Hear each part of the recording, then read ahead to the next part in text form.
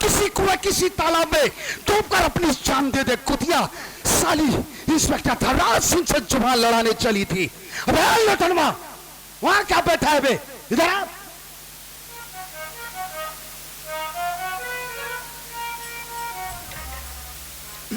एक बात ही बता बे साहिब, अभी अभी जो मैंने वंदनवा के साथ किया वो ठीक किया ना? सर आप पहले भी गलत नहीं थे और आज भी आप गलत नहीं हैं। You are right. आगे चल के भी आप गलत काम नहीं करेंगे। सर मैं क्या सोच रहा था बैठकर, मैं ये सोच रहा था सर, जब आप पहली बार मुझे मिले थे तो आप क्या बोले थे कि आपके माँ बाप नहीं हैं। कोई नहीं है बे। सर उस बात की इसलिए हमको आज पता चली सर कि आप नाजायज औलाद हैं। साले कला थाप के मार डालूंगा तुझे। क्या बोल रहा बे? सर मैं आपकी तारीफ कर रहा हूँ। ओ तारीफ? आपकी पैदाइश तो उस गंदी नाली में हुई है सर जहाँ कीटाणु लाखों करोड़ों मर जाते हैं रगड़ रगड़ के। जब वो मरे तो आपकी पैदाइश हुई। पागल साले, जान से मार दूंगा। तारीफ कर रहा हूँ सर, थोड़ा ताली बजा दो। तारीफ में ताली बजा दो, बजा दो, बजा दो। देखो तारीफ में ताली बज रही है। ये लोग समझ रहे हैं कि आप हरामी की औलाद हैं। ताली बजाओ, ताली बजाओ, बजाओ, बजाओ। साले तू तारीफ कर रहा है कि गाली दे रहा है बे? सर मेरे तारीफ करने का तरीका कुछ अलग है। ए भिलोटनवा, सुन बे, ये बलरामपुर की गरीब जनता है बे। ईटा कारा करने वाले लोग, मजदूरी करने वाले लोग, ये इंस्पेक्टर धनराज सिंह से डरते हैं, लेकिन इनके पास मैसेज भेजो कि वे डरने की जरूरत नहीं है। अगर इनकी कोई प्रॉब्लम हो तो वो डायरेक्टली आकर थाने में इंस्पेक्टर धनराज सिंह से संपर्क करें। हम इनकी प्रॉब्लम को सॉल्व करेंगे। क्यों नहीं सर, प्रॉमिस। क्यों नहीं, क्यों नहीं।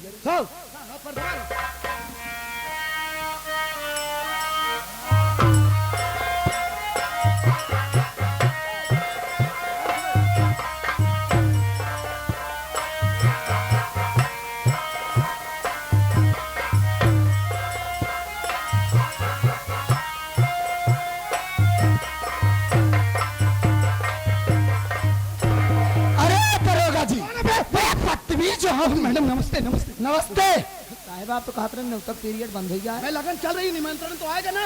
अबे नियुक्तक पीरियड चलता है और क्या सब बंद हो गया। सारे मुर्गा निमंत्रण है। हम मुर्गा ना खावा कर, मुर्गा ना खा तो कुकुर मुत्ता खा बस। साले कुकुर मुत्ता नहीं कहा जाता, साले मशरूम कहा जाता है। हाँ निमंत्रण आ गया। लाइए मैडम लाइए, अभी दिन बाद इनविटेशन कार्ड आया। लाइए, ये रहा। हाँ लाइए। रंजीत के रिहाई का कोर्ट से ऑर्डर।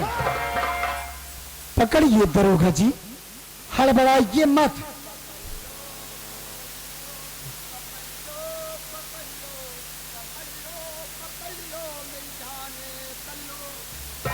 और ये रहा राजेश की रिहाई का कोर्ट से ऑर्डर। देखो दरोगा जी, मैं आपसे ये कहना चाहती हूं, जितना जल्दी हो सके आप हमारे दोनों क्लाइंट को जल्द से जल्द रिहा कर दीजिए। हाँ मैडम आइए आइए, आप बैठिए, आइए आइए आइए। लुटनवा बे साहिब अब का होगा बे? दोनों जनी फैला और का हो। एक काम कर, ये कागजात ले जा, उन दोनों को लिवा। रंजीत और राजेश को।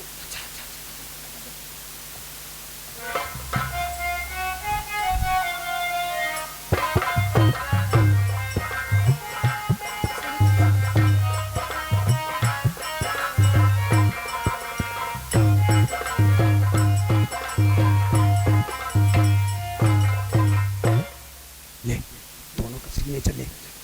चलो सनीचर करो।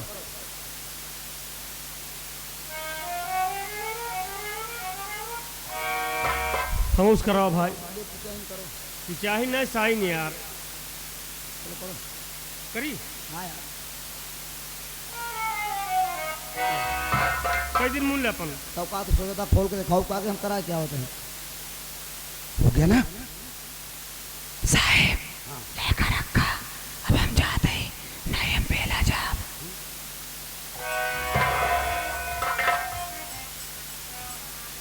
ओ मैडम जी यहाँ आइए।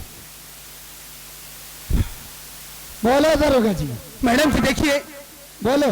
कोर्ट के ऑर्डर के अनुसार आपके ये दोनों क्लाइंट जेल से रिहा हो गए हैं और इस वक्त मैं ड्यूटी पर हूँ मैडम, गश्त में जाना चाहता हूँ और मेरी तबीयत भी ठीक नहीं है मैडम, इसलिए मैं इजाजत चाहता हूँ। ठीक है दरोगा जी, आप जाइए अपनी ड्यूटी निभाइए और अपना एक अच्छे डॉक्टर से इलाज करवा लेना, वरना एक न एक दिन तुम मर जाओगे। हाँ मैडम, आप बिल्कुल ठीक कह रहे हैं, मैं जरूर डॉक्टर को दिखाऊं। ठीक है।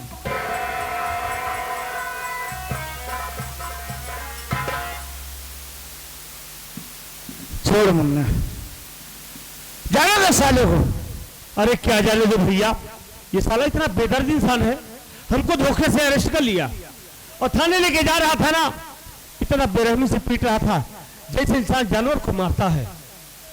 हम समझ सकते हैं मुन्ना, लेकिन वक्त का इंतजार करेंगे। एक बात नहीं समझ पाया राजेश।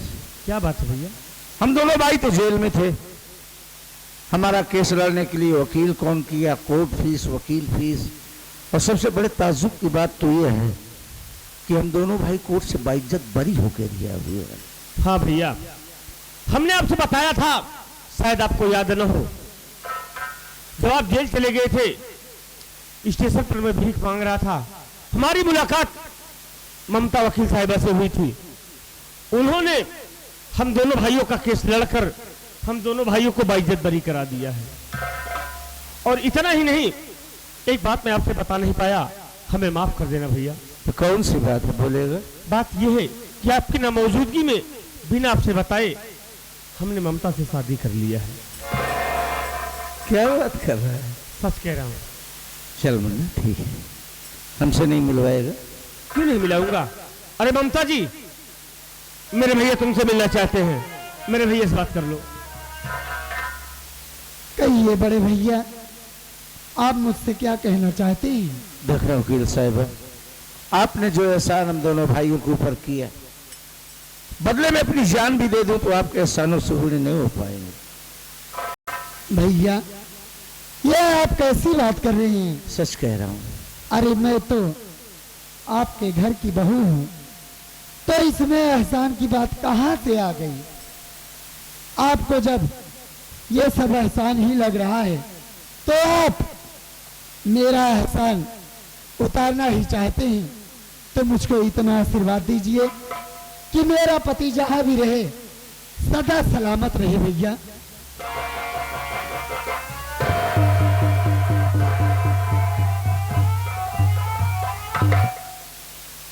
सब खुशहाल रहो, मालिक इस जोड़े को ताक़यामत तक खुशहाल और आबाद रखे।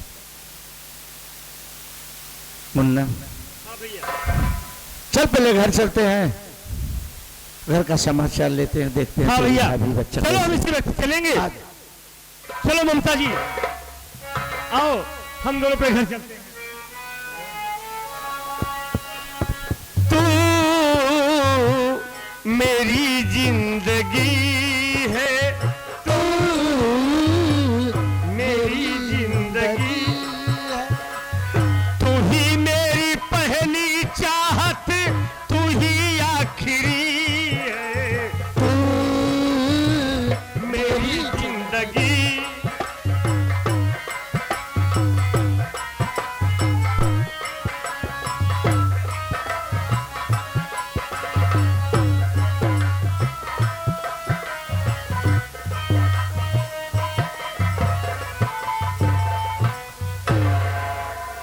बंदरवा गई धर्राज के बाद रिपोर्ट दर्ज कराने के लिए, और जो मैंने धर्राज से कहा वो काम किया या नहीं किया कुछ समझ में नहीं आया।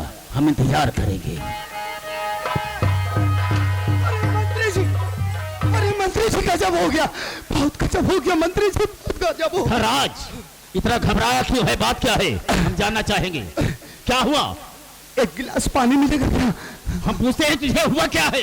अरे ये पूछिए क्या नहीं, पता चला आ रहा है। ये पूछिए क्या नहीं हुआ सर। क्या हुआ? आप अच्छी तरीके से जानते हैं कि आपकी बहन ममता रंजीत और राजेश का केस लड़ रही थी। ये तो अच्छी तरह से जानता हूँ। अरे आपकी बहन ममता उन दोनों का केस जीत गई और कोर्ट के ऑर्डर के अनुसार वो दोनों जेल से रिहा हो गए। मंत्री जी अब क्या होगा? एक काम कीजिए, आप मेरा इस बलरामपुर थाने से किसी दूसरे थाने में ट्रांसफर करवा दीजिए, अब मैं यहाँ नहीं रहूंगा। तेरा दिमाग तो नहीं खराब हो गया है? अरे राजेश्वर को मैंने बहुत मारा था, बहुत गुस्से में खून सवार है उसके। उन दोनों के डर के मारे इस थाने को छोड़ करके दूसरे थाने में जाना चाहता है। कुछ नहीं होगा, हम हैं तेरे साथ में। लेकिन ममता ने मुझसे दुश्मनी मोल लिया है, मेरे रास्ते का रोड़ा बन गई है, मेरे रास्ते का कांटा बन गई है। कुचल दो उस रोड़े को और उस कांटे को हमेशा हमेशा के लिए निकाल कर फेंक दो। मतलब नहीं समझा? तो सुनो मेरी बात को ध्यान से, बात को सुनो धनराज, तुम मारता जान से ममता को जाए कर। 24 घंटे का मौका मैं तुझे दे रहा, फिर करोड़ों में रुपया तुम लोबाए कर।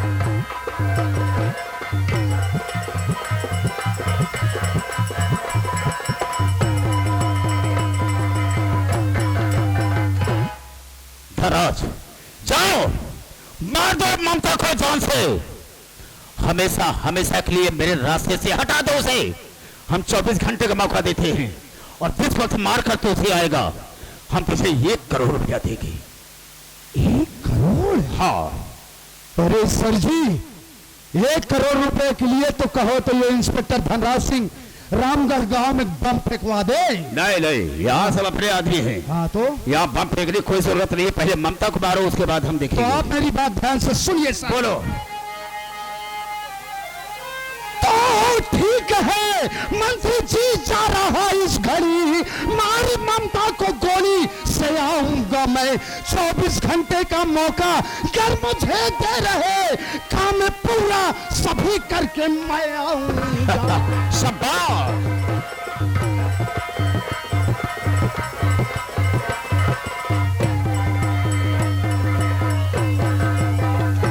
सर जी, आप मुझे 1 करोड़ रुपए देने का वादा कर रहे हैं। हाँ। तो इसी वक्त जा रहा हूं, मैं आपकी बहन ममता को जान से मार दूंगा। ऐसा ही होना और चाहिए। मारने के बाद जब ये खुशखबरी लेकर मैं आपकी हवेली में आऊं, तो मेरा 1 करोड़ रुपया तैयार रखना। इंस्पेक्टर धनराज जी सर। तू मेरी आदत से वाकिफ है कि जो मैं कहता हूँ उसे करता हूँ।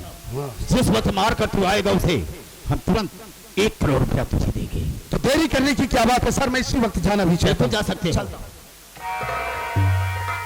तू ममता, किसी दिन मुझे धमकी दी थी तुमने, याद तो रही हूं, लेकिन जब मैं लौट कर आऊंगी तो अपना आधा हिस्सा आपसे जरूर बटाऊंगी।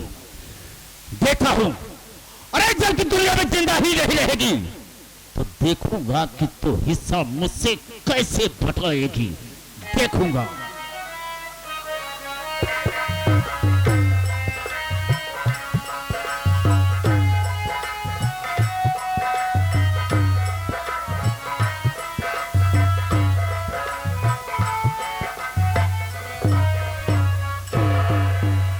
मुन्ना, घर में ताला लगा है ना, तेरी भाभी ना बच्चा, ये सब कहाँ गए होंगे? भैया, भाभी घर में अकेली थी, बैठे बैठे उठ गई होगी, किसी की अपना दिल बहलाने चली गई होगी। आवाज देते हैं, भाभी मेरी आवाज सुनेगी तो दौड़कर मेरे पास जरूर आएगी। बोलो। अरे भाभी माँ, भाभी माँ, वंदना!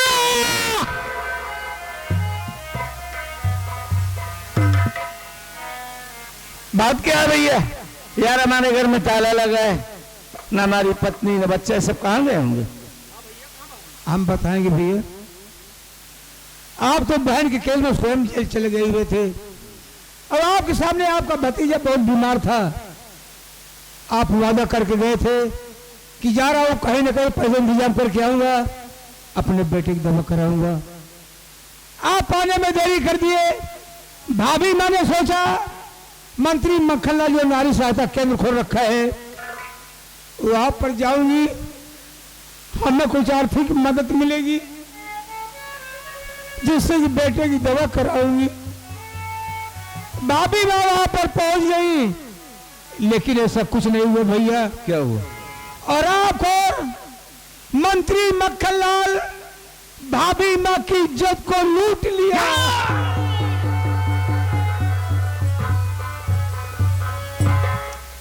इज्जत लूटने के बाद आपका बेटा, आपका भतीजा जो कि बदबुआ बचेगा दुनिया में नहीं देख पाया था, और हराम और बेरहमी के साथ पैरों से कुचल कुचल कुचल के मार डाला। अरे साले कुत्ते की औलाद मंत्री मक्खनलाल, साला नारी साहब केस खोल रखा है बे। इसी आड़ में गरीब अबलाओं की इज्जत से खेलता है।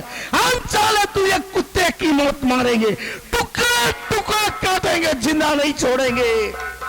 जब बेटा खत्म हो गया, भाभी ना बेटे को गोदी में लेकर रखा दे बलरामपुर थाने पहुंच गई कि मैं मंत्री के खिलाफ रिपोर्ट लिखा दूंगी। थाने पहुंच गई, यहाँ पर इंस्पेक्टर धनराज मौजूद था। भाभी ना पैरों पर गिर पड़ी, साहब हमको इंसाफ चाहिए। अरे हमारी इज्जत लूटी गई, हमारे बेटों को बेरहमी साथ मार दिया गया। साहब हमारी रिपोर्ट लिख लीजिए, लेकिन ऐसा कुछ नहीं हुआ भैया।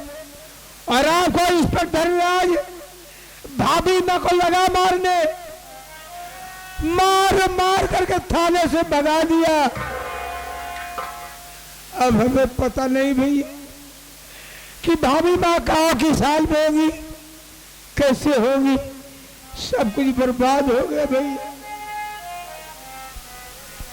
भैया हमने आपसे वादा किया था कि जब तक मैं रहूंगा मेरी भाभी मेरे मुन्ना पर कोई आंच नहीं आएगी, लेकिन मैं अपना वादा नहीं निभा पाया भाई, मैं अपना वादा नहीं निभा पाया।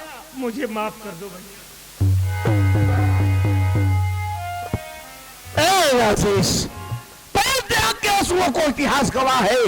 जब गरीब के आंसू सोने बने हैं ना, तो एक नया इतिहास लिखा गया और हम एक नया इतिहास लिखेंगे। हम जान देंगे सालों की हस्ती की। हम कहीं नहीं जाएंगे किसी मंत्री विधायक या नेता के पास। चल हम इसी वक्त सीधा चंबल चलेंगे। नहीं, हम चंबल नहीं जाएंगे भैया। क्या? अरे चंबल बहुत दूर है, चंबल आने जाने में काफी वक्त गुजर जाएगा। सबसे पहले हम अपनी भाभी माँ की खोज करेंगे, और जिस दिन मेरी भाभी मिल गई ना, उसी सीधा उस मंत्री की हवेली जाएंगे और एक एक अपमान का बदला न चुकाया तो मेरा नाम राजेश कुमार नहीं भैया। टुकड़े टुकड़े काटेंगे साले को। आजा चलो।